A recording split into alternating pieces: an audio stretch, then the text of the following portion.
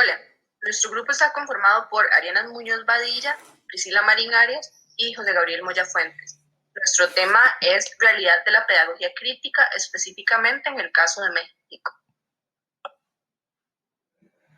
Este trabajo consta de una videoexposición que se elaboró a partir de un formulario que se le envió a profesores en ejercicio en México.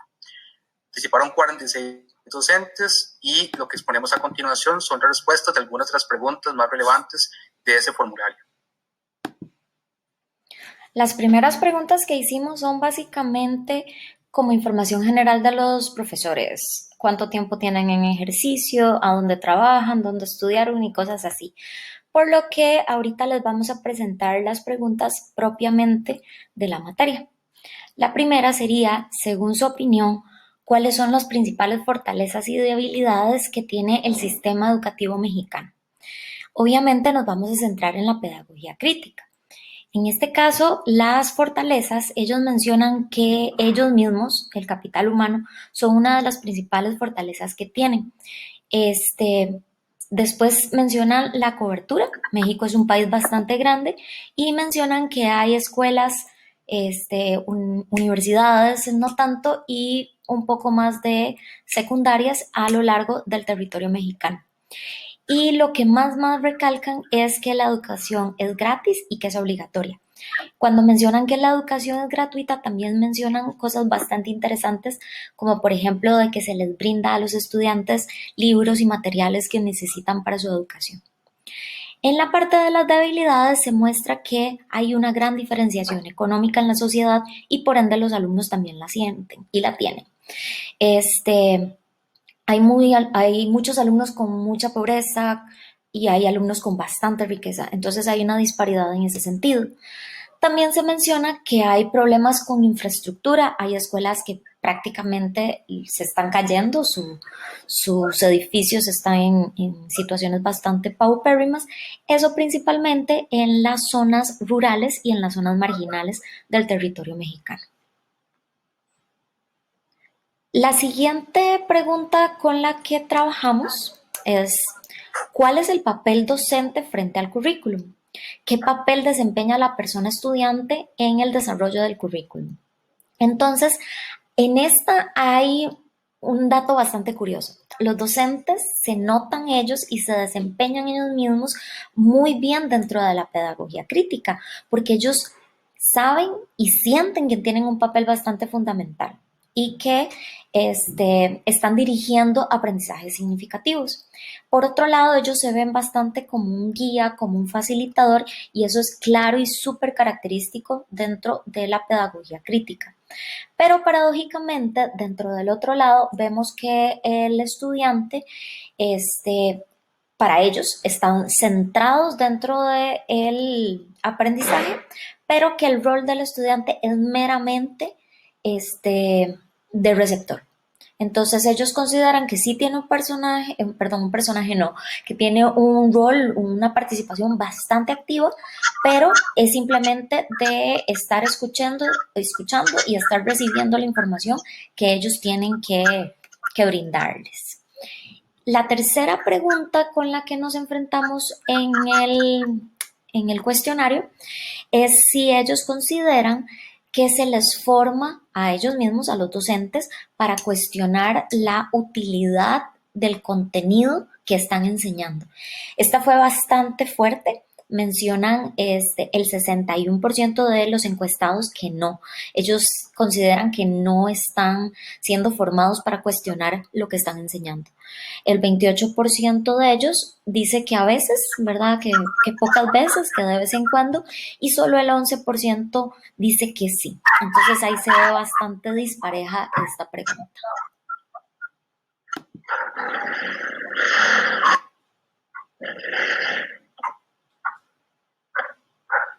Con respecto a la siguiente pregunta, les planteamos que cómo promueve el cuestionamiento de las personas estudiantes, digamos, cada docente cómo lo promueve. La mayoría de las respuestas concuerdan en que a través de promover una mayor criticidad de los estudiantes se logra esto, es decir, planteando diversos cuestionamientos que les provoca indagar y hacer sus propias hipótesis. Además, promover la reflexión es otra de las formas bastante importantes que mencionaron en los estudiantes para que ellos analicen las situaciones. Por otra parte, fomentando el debate y la confrontación de las ideas, mencionaron que es una de las más importantes para que los estudiantes estén en constante evolución y en constante confrontamiento de ideas para que ellos aprendan de mejor manera. Y finalmente, generando un ambiente de confianza en donde el alumno tenga la libertad y se sienta en confianza, digamos, para expresar sus pensamientos e ideas.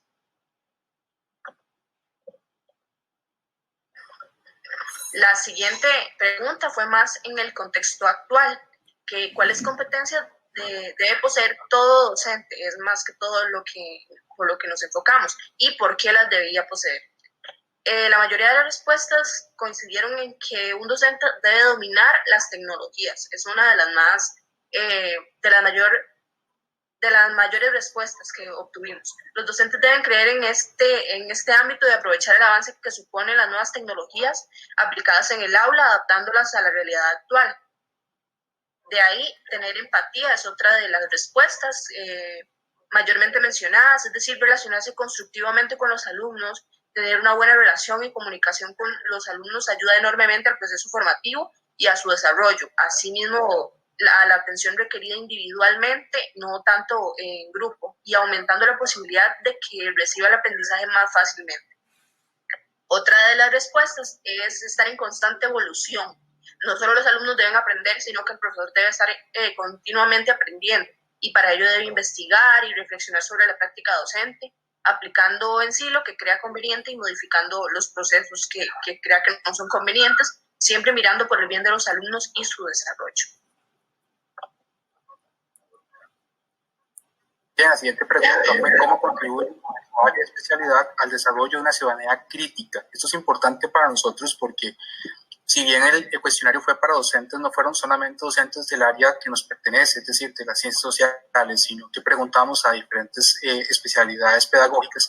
Y en este caso, la mayoría concordaron de que constantemente incitan al estudiante a reflexionar sobre su realidad.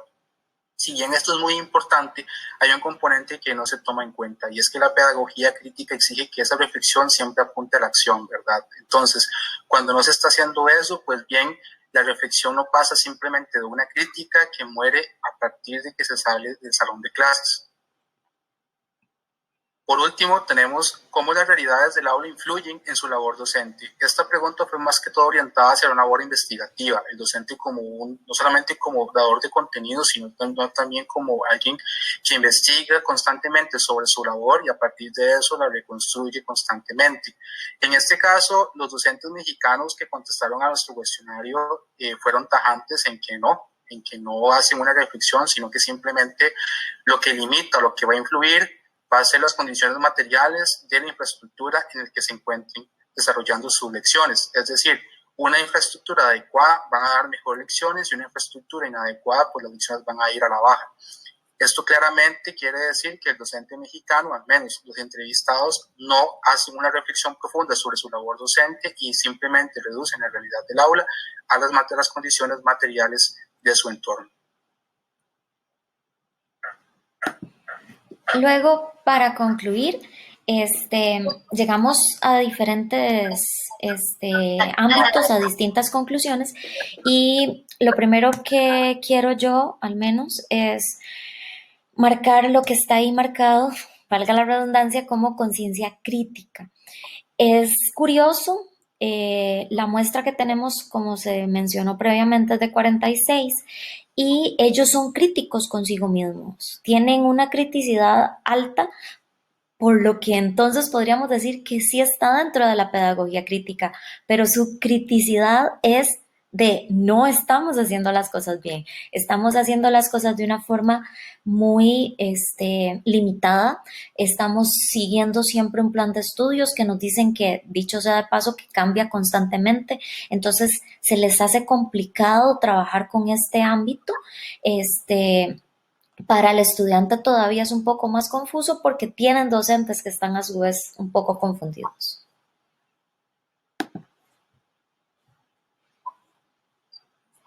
Asimismo, creemos que es importante educar con criterio para conseguir un espíritu reflexivo y crítico en los jóvenes, porque es algo fundamental para la sociedad. Debemos educar a nuestro alumnado para que sepan juzgar de manera más crítica la información que reciben. En cuanto a la tercera conclusión que sacamos, fue la participación social como objetivo de aprendizaje. Eso es muy importante porque dentro de una pedagogía crítica esa reflexión consciente de la realidad tiene que orientar hacia un principio de participación. Es decir, tenemos que volver en nuestras clases un espacio para que la participación social termine convirtiéndose en el último objetivo final de nuestras lecciones. De lo contrario, simplemente las reflexiones serían una catarsis y no trascenderían de simplemente ello. Y por último, la dependencia de las condiciones impuestas desde fuera. Como bien nos dicen las compañeras, a pesar de que ellos reflexionan y son críticos de su labor, están claros al asumir que la realidad de aula simplemente son las condiciones materiales. Esto quiere decir que ellos dependen totalmente en su labor de lo que le impone, en este caso, la Secretaría de Educación, y no reflexionan sobre su labor a partir de la confluencia de factores que se presentan en la clase, es decir, factores económicos, sociales, culturales y políticos, que son muy diferentes por cada uno de los grupos que reciben. Muchas gracias. Muchas gracias por su atención. Gracias.